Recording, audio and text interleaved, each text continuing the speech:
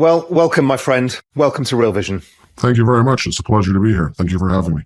You know, I must admit, this has been one of the interviews I've most looked forward to in the last several years. So there's no pressure on you then. Well, yeah, no pressure at all, it sounds like. Look, I obviously don't want to dox you in any way, but I'd love to hear, just go back a little bit about the history of how you got into the crypto space, how it hit your radar screen, what was your kind of lens of perspective at the time, and then we'll move forwards a bit from there to get to some of your major perspectives now. Sure. No, and I'll try and do this. I won't be able to give the full picture because it will dox me. Yep. But I'll stay a little bit conceptual about some of the things that I thought were interesting before.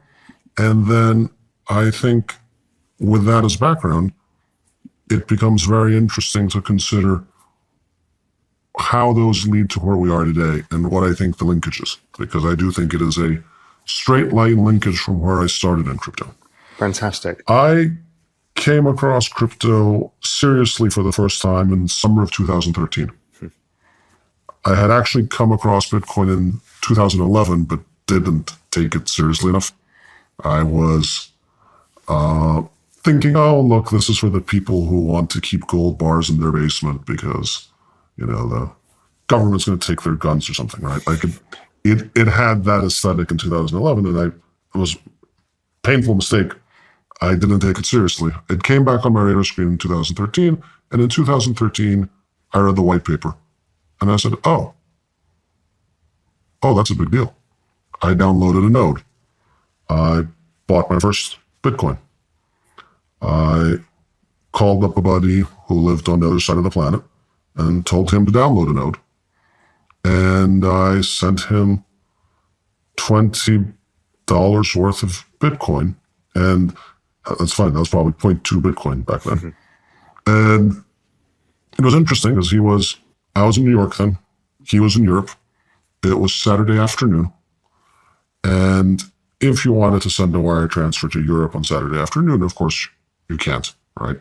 You're waiting till Monday, depending on where it's going. If it's running through a correspondent bank, it'll be there on Wednesday, most likely. And, you know, the wire transfer fees themselves are going to be $30. And so we're sitting there, we're playing around with it. And said, all right, I'm sending you $20. And it's just there. And I said, oh, that's really interesting. It's kind of surprising how that worked. And then I started getting really into it. And I don't know how much, you know, the audience you remember from that era, but there was fall 2013 was kind of the first blossoming of crypto Twitter. Like it's when it started going, I mean, mainstream's not the right word, but it's when a lot of I think the big thinkers on crypto Twitter coalesced in that period, right? And so it was a very intellectually fertile period when we went from being like, well, what is this and what does it do and what does it all mean, right?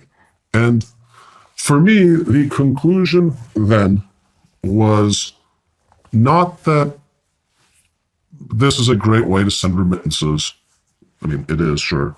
Or, oh, it's an inflation hedge. And I mean, sure, that's fine, but there's other inflation hedges in the world, right? Like, it's not the only way you can hedge inflation. Mm-hmm. It was a much deeper idea, right? And it's a much deeper idea technically, but it's a much deeper idea socially. The technical deeper idea is the following. It has solved, under certain parameters, a major problem in distributed systems and computer science, the Byzantine general's problem. How people who don't know each other, who don't trust each other, can coordinate, can agree on a set of facts. That is a very, very big deal. That's number one.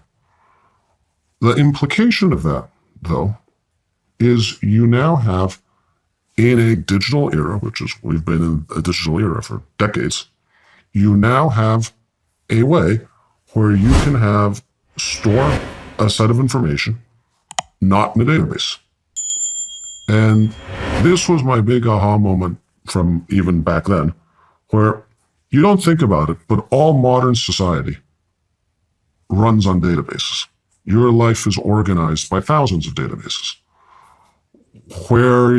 Which hotel you can check into, which Uber you can step into, where you're allowed to vote, how much money is in your bank account, how much money is in your stockbroker account.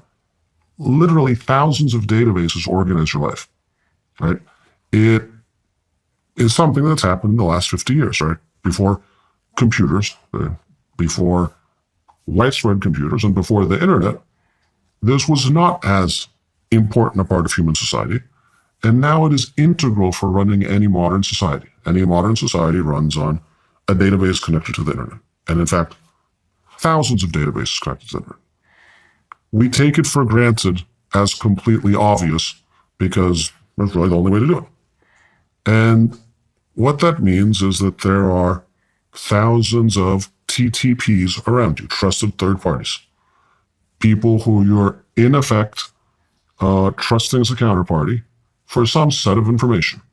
That set of information is how much money is in your bank account, or do you own this piece of property, or are you a citizen of this republic? And, like most centralized systems, it works okay, right? Centralized systems, most of the time, are better, right? It's not, and this is, I think, one of the things that a lot of people get wrong early in crypto. You're even seeing this now with like big Web2 CEOs who are saying, well, no, why would we use a blockchain for anything? It's slower, it's more expensive, it's this. Look at my super fast database running on Amazon Web Services. And I mean, all that's true, of course, right? But that's, of course, not the point, right? The point is not about how many transactions per second you have. The point is, what are the structural social implications of this? And the structural social implications of these are, generically, you're trusting someone.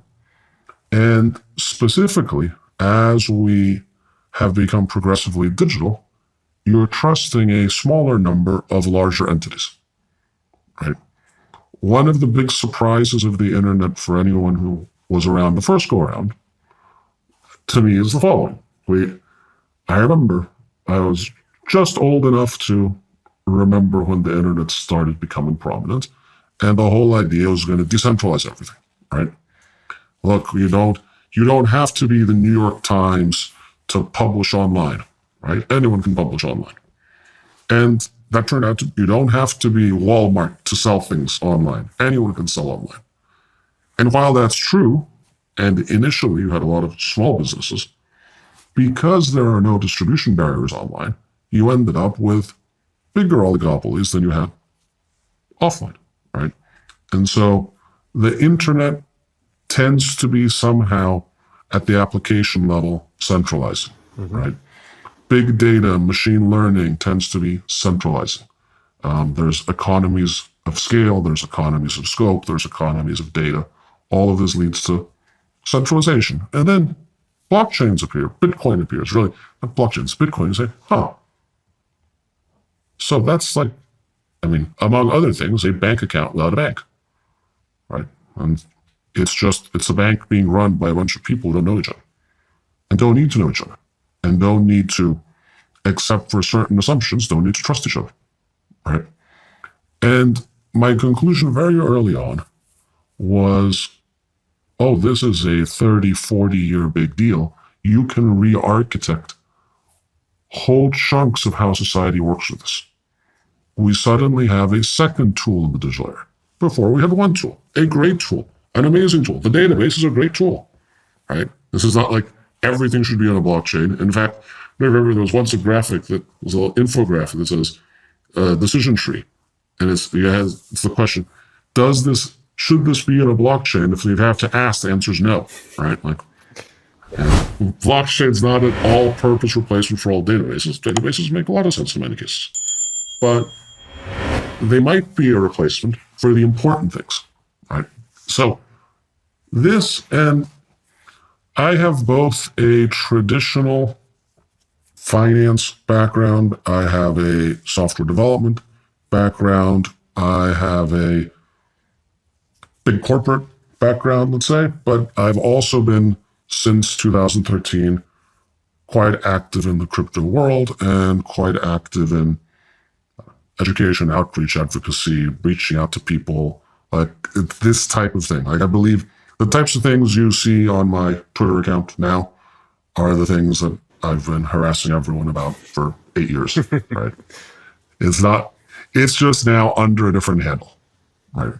So one of the things that was frustrating me though through this period, so Bitcoin and then Ethereum and then the whole ecosystem succeeded financially, I think, beyond anyone's wildest dreams in 2013, right? The types of numbers people thought we'd see 20 years from now. In 2013, we saw 5 and 7 and 8. And so the number went up. Everyone was happy. This was great. And I kept getting stuck on the following. And I'd have this discussion over and over and over again with my friends in the crypto world. Like, okay, so what other applications have we built? Why? I have at times run organizations of different sizes, including fairly sizable ones. And I wake up in the morning and say, well, I believe in this more than anything else. And how can I use crypto at work?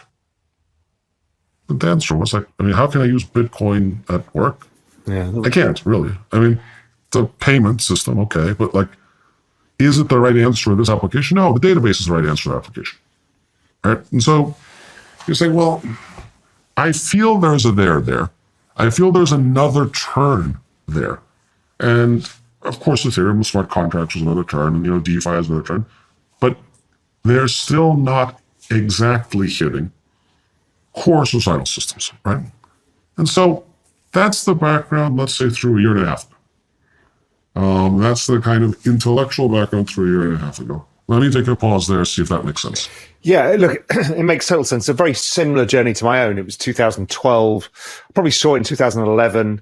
2012, I started properly digging into it. And I come through the lens of almost losing the European banking system after we'd almost lost the global banking system in 2008. And I realized very quickly that Bitcoin itself was interesting, but the blockchain itself was going to offer a whole lot of solutions to some of the huge problems in the world. And one of the big problems was ownership. And I started immediately, I was good friends with Emil Woods and Chad Cascarilla, and they got me across the line very quickly in terms of this. And then, okay, well, what you can start to put on the blockchain, what's relevant and what's not, as you said, that journey was a journey where I realized, like you, that it was okay that in 2014, 15, there weren't that many applications because we knew they'd come. It was just a matter of when.